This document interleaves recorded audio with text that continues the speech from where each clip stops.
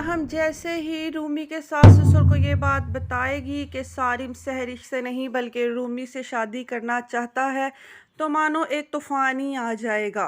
उसके सास ससुर गुस्से में आग बगोला होते हुए घर आएंगे और आते ही रूमी पर तोहमत और बहतान लगाना शुरू कर देंगे। और जब सहरिश को ये बात पता चलेगी कि रूमी ही वो लड़की है जिसकी वजह से सारिम ने उससे शादी से इनकार किया है, वो तो रोमी के साथ मार पीट से भी गुरेज नहीं करेगी। बेइंतहा उसके ऊपर गुस्सा करेगी, उसे ताने और कोसने देगी कि आपने 3 साल से दो लड़कों को बेवकूफ़ बनाया हुआ था, एक मेरा भाई और एक सारिम। आप मेरी नाक के नीचे ये सब चक्कर चलाती रही हैं।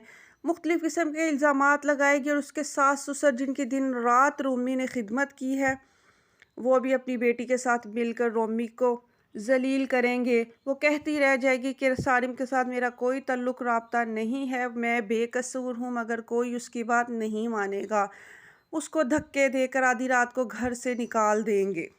वो रोती पीटती हुई अपने माँ बाप के घर चली जाएगी। उसकी माँ उसको देखकर बेहद गमज़दा हो जाएगी और इसी वक्त गुस्से में रोमी के सास ससुर को फ़ोन करेगी, कहेगी आपको शर्म नहीं आई, मेरी बेटी को आधी रात को घर से निकाल दिया है।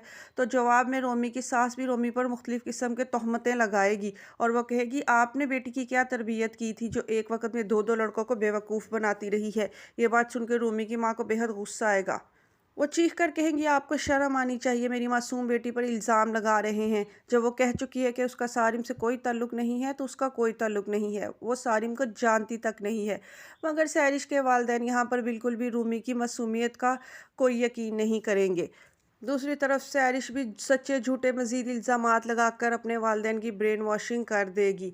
रूमी का जीना महाल हो जाएगा। जब ये सारी बातें सारिम तक पहुँचेंगी, उसे बहुत तकलीफ़ और दुख होगा। इसी बात के डर की वजह से वो रूमी का नाम अपनी ज़ुबान पर नहीं लाता था, मगर माहम ने जल्दबाजी में सारा भांडा फोड़ दिया और रूमी के लिए मज़ीद मुश्किलात पैदा कर दी। सारिम इस मामले को अच्छे और बेहतर तरीके से हल करना चाहता था, मगर जब से माहम को पता चला था ये रूमी को पसंद करता है, उसको ज़्यादा ही जल्दी थी सहरिश को सारिम की ज़िंदगी से निकलवाने की।